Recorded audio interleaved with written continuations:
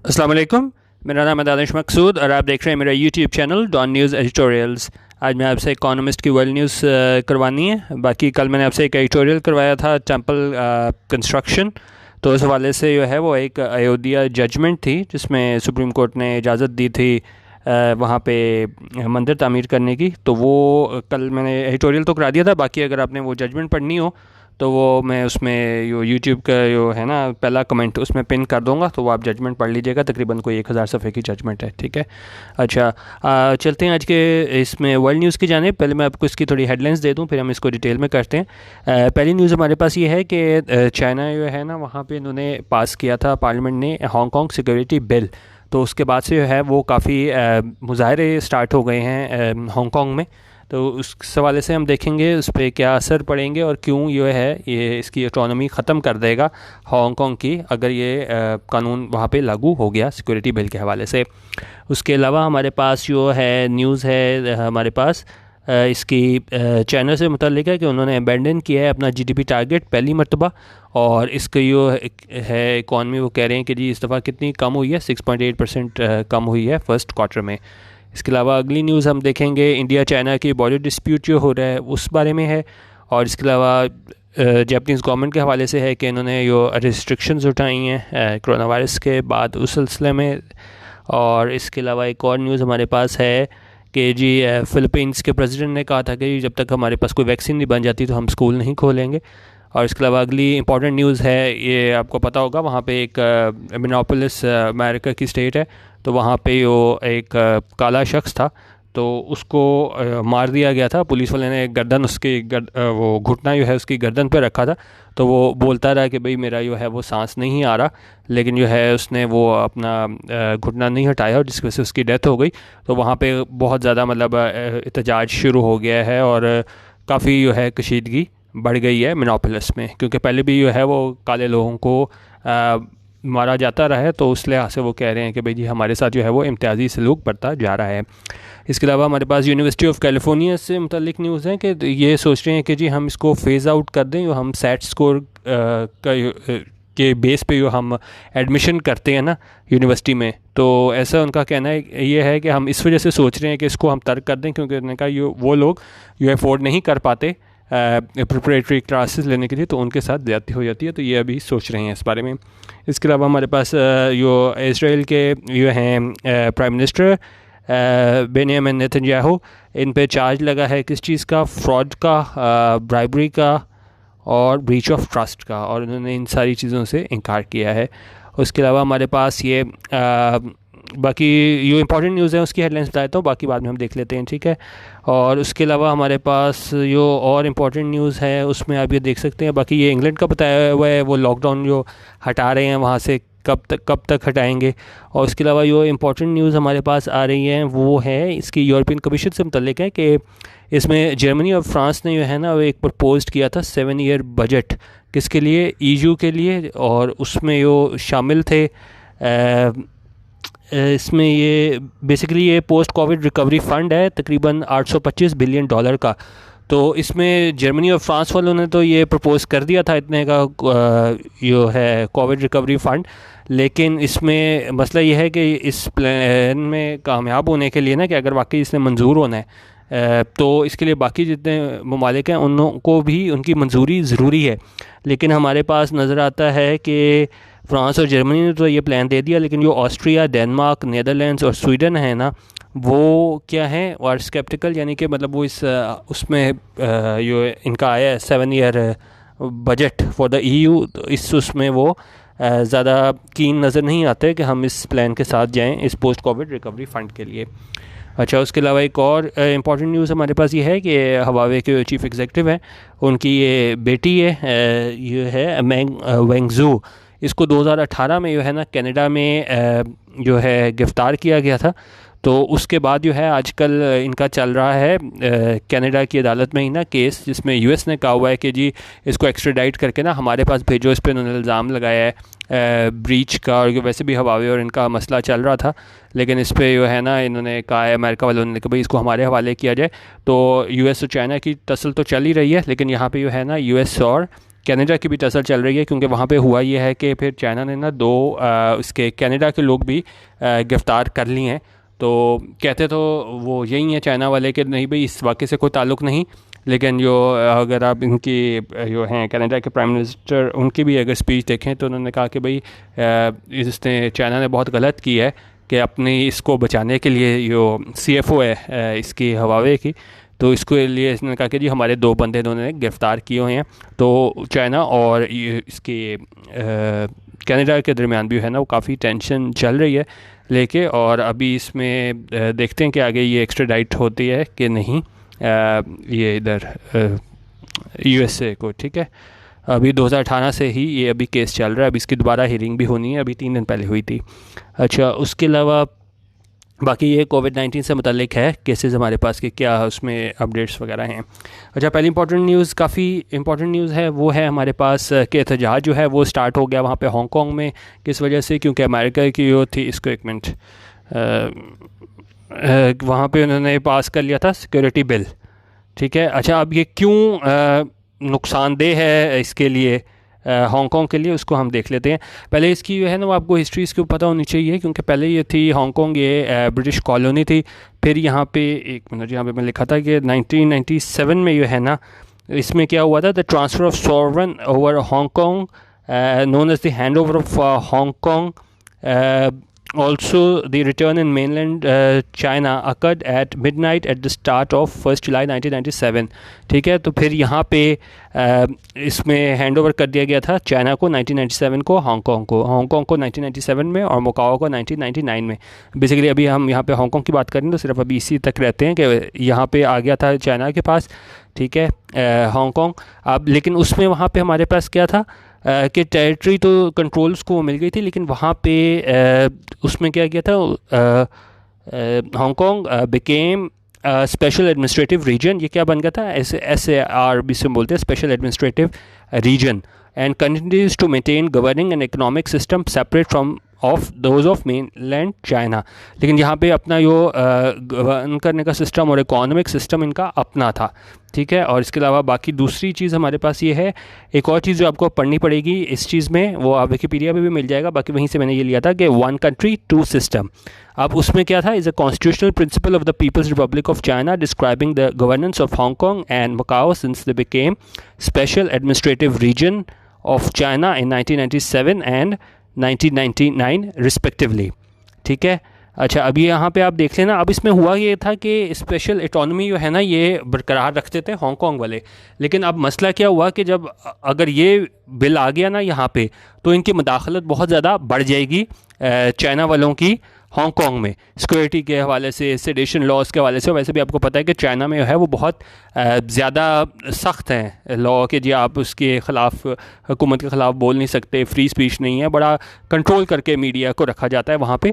तो इसके बाद इस वजह से क्या हुआ है, इसको हम पढ़ भी लेते हैं साथ, फिर हम साथ देखते हैं। कहती protest erupted in Hong Kong after an announcement that the National People's Congress China's rubber stamp parliament would impose a national security law on the territory। उनका एहतजाज शुरू हो गए हैं हांगकांग में किस चीज़ के बाद, इस ऐलान के बाद कि, एक मिनट, अच्छा अब इसमें नेशनल पीपल्स कांग्रेस चाइना की जानिब से जो है ना ये ऐलान किया गया था कि जी हम हांगकांग में जो है वो सिक्योरिटी बिल लेके आ रहे हैं, सिक्योरिटी लॉ अलग लेके आ रहे हैं। तो उसकी वजह से है वो काफ़ी एहतजाज शुरू हो गया हांगकांग में, और इसकी वजह से क्या है कि demonstrations were also fuelled by a proposal in the city's legislature to make insulting China's national anthem a crime. और इसके अलावा क्या हुआ, ये डेमोन्स्ट्रेशंस थे, ये एहतजाज थे, वर आल्सो फ्यूल्ड, यानी एक तरीके से इसमें भड़का दी, यानी कि इनकी शिद्दत में और इजाफा हो गया इस एहतजाज के किसकी वजह से, इस प्रपोजल की वजह से, इस आइडिया की वजह से in the city's legislature to make insulting. उन्होंने कहा कि जी अगर आप चाइना के नेशनल एंथम की आप इंसल्ट करोगे तो उसको क्या है वो क्राइम करार दे दिया। अच्छा अब इसका होगा क्या, बेसिकली क्यों ये एहतजाज हो रहा है हांगकांग में, क्योंकि जिस तरह मैंने आपको बताया कि 1997 में जब ये चाइना के पास आया तो उस तरीके उसमें ना क्या इन्होंने हिसाब किया हुआ था कि ऑटोनॉमी जो है वो इसमें बरकरार रखी थी इन्होंने इसमें हांगकांग की।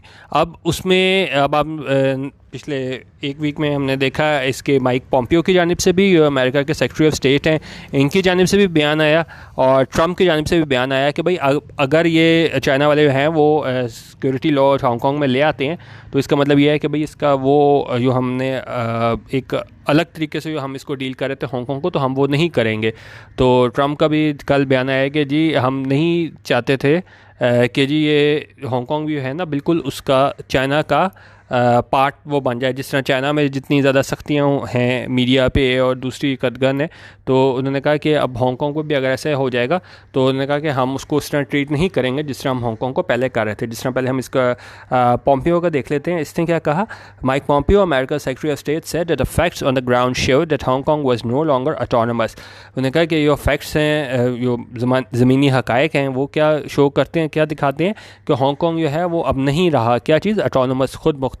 कि अब अगर उसने चाइना ने डिसाइड करना है कि क्या लॉ है, किस तरह है, क्योंकि लॉ होने के बाद जो इनकी एजेंसीज़ हैं ना वो भी ज़्यादा एक्टिवली काम कर सकेंगी यहाँ पे हांगकॉन्ग में।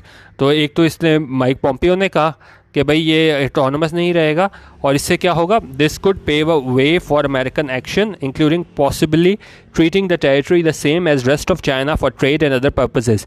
अब क्योंकि यूएस से चाइना को तो आपको पता ही है जिस तरह मसले उनके चल रहे हैं, तो उन्होंने कहा ये क्या करेगा कि अमेरिकन वाले एक्शन लेंगे तो वो बिल्कुल इसी तरह ट्रीट करेंगे हांगकॉन्ग को भी जिस तरह ये किस तरह ट्रीट करें रेस्ट ऑफ चाइना को, किस मकासद के लिए, ट्रेड एंड अदर पर्पसेस के लिए।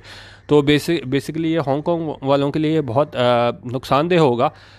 इस वजह से जो है ना वो आपने देखा होगा वहाँ पे इतने ज़्यादा एहतजाज वगैरह हो रहा है और वो कह रहे हैं कि देखिए हम जो हैं वो ऑटोनमस हमारा उसी तरह बरकरार रखा जाए हमें, ठीक है।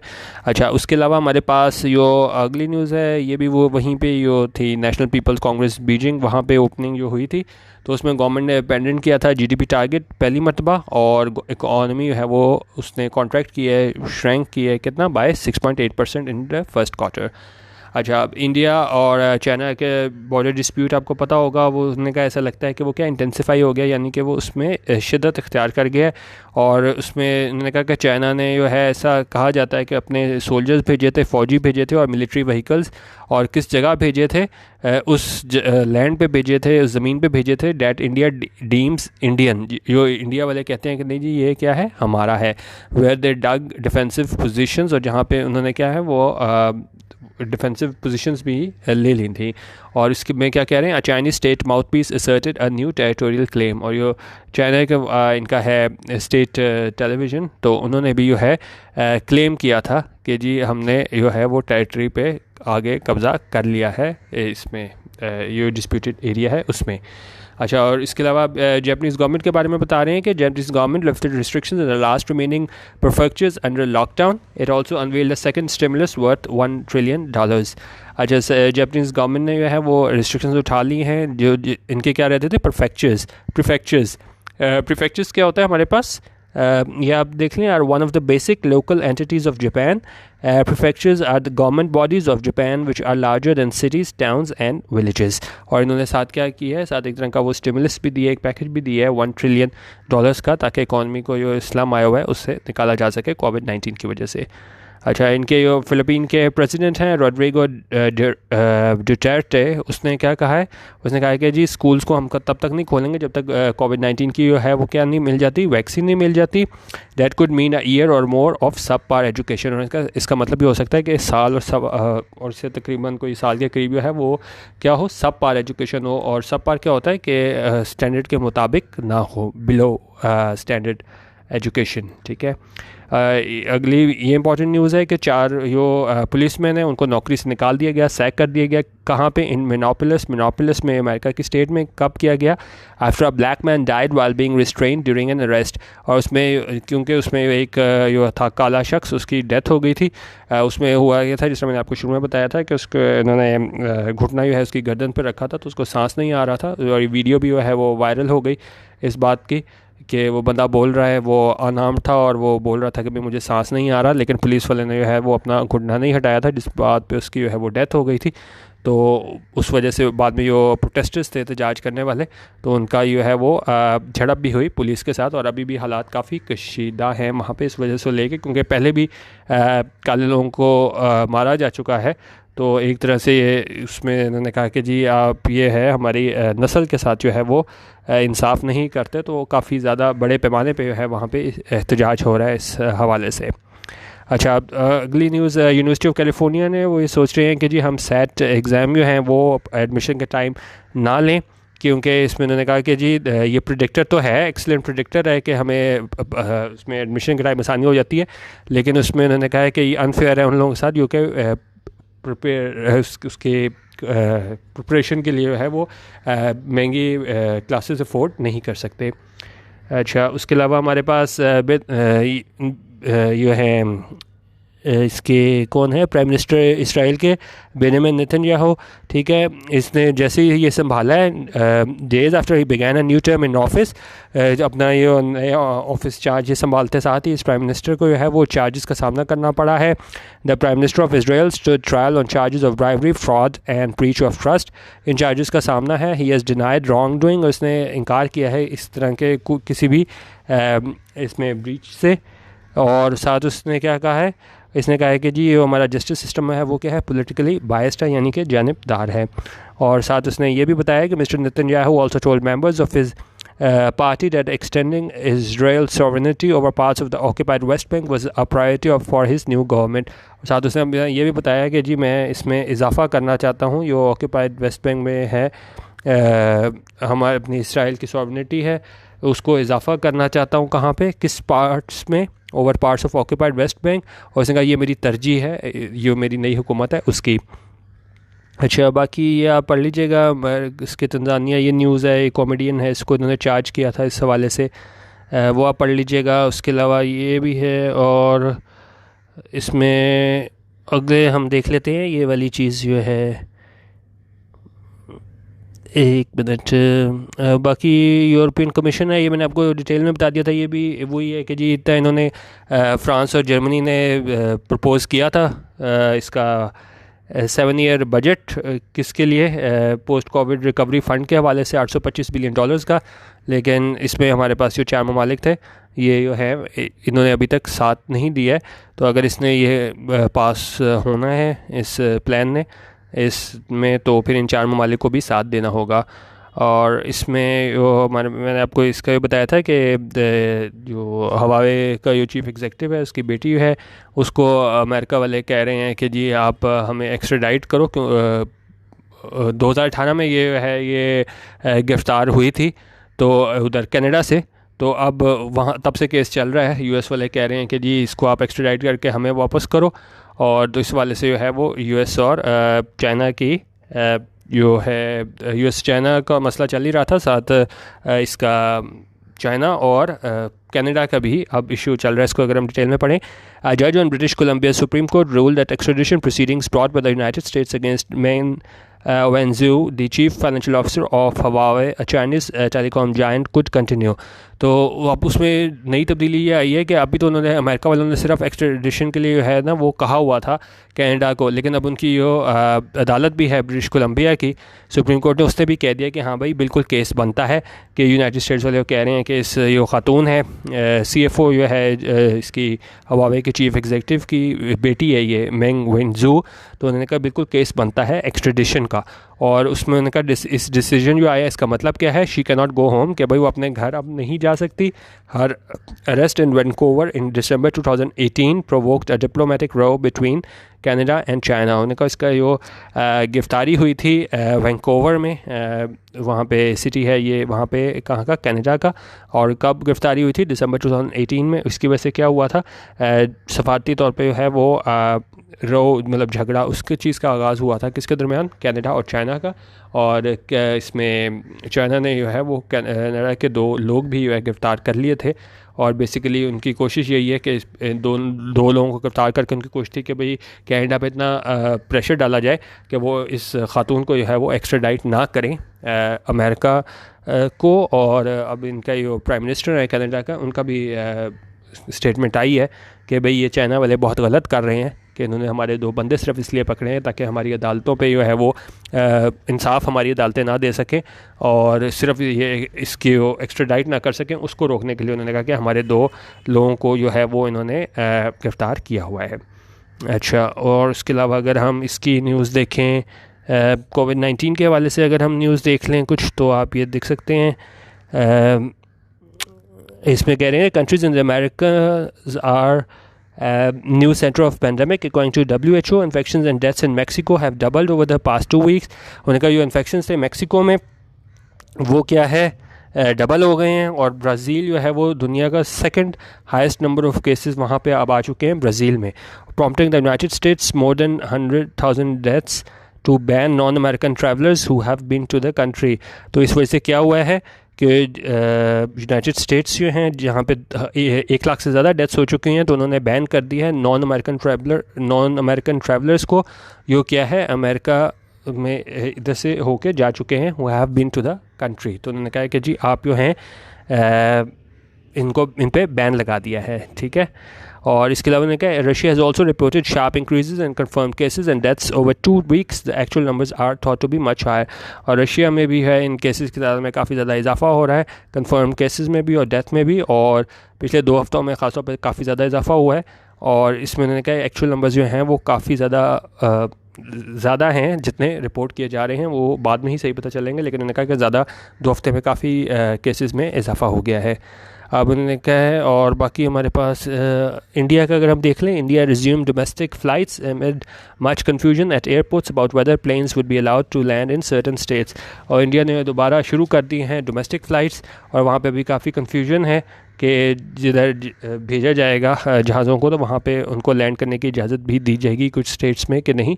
लेकिन उन्होंने इसी कन्फ्यूजन के दौरान जो है वो क्या किया है, इजाज़त दे दी है डोमेस्टिक फ़्लाइट्स को अपनी परवाज़ें दोबारा शुरू करने की. तो बेसिकली ये आज की न्यूज़ थी. मेन इंपॉर्टेंट न्यूज़ जो है ना वो आप वो वाली पढ़िएगा. हांगकॉन्ग जो सिक्योरिटी लॉ है वो काफ़ी ज़्यादा इन रहेगा ये चीज़ कि जिस तरीके से चाइना वाले कोशिश कर रहे हैं, क्योंकि कोविड-19 के बाद चाइना पे काफ़ी प्रेशर आ गया था इस पे इकोनॉमिकली भी. तो उसके बाद से अब ये नई डेवलपमेंट आ रही है, तो इस पे काफ़ी ज़्यादा इम्पॉर्टेंट टॉपिक है ये हांगकॉन्ग सिक्योरिटी बिल. इसको ख़ास तौर पे ज़्यादा डिटेल में पढ़िएगा. और बाकी जो अमेरिका में जो चल रहा है हिसाब, ये जो काले लोग हैं, ठीक है, वो जो एहतजाज कर रहे हैं, तो वो भी काफ़ी इम्पॉर्टेंट हो सकता है. ख़ास तौर पे ये साल जो हमारे पास चल रहा है, इसका जो इलेक्शन भी होने हैं, प्रेसिडेंशियल इलेक्शन, तो उस हवाले से भी. ठीक है, बाकी वो मैंने आपको बताया था, वो आप डाउनलोड कर लीजिएगा PDF जजमेंट जो है सुप्रीम कोर्ट की. ठीक है, अयोध्या जजमेंट के हवाले से. ठीक है, वीडियो देखने का बहुत शुक्रिया.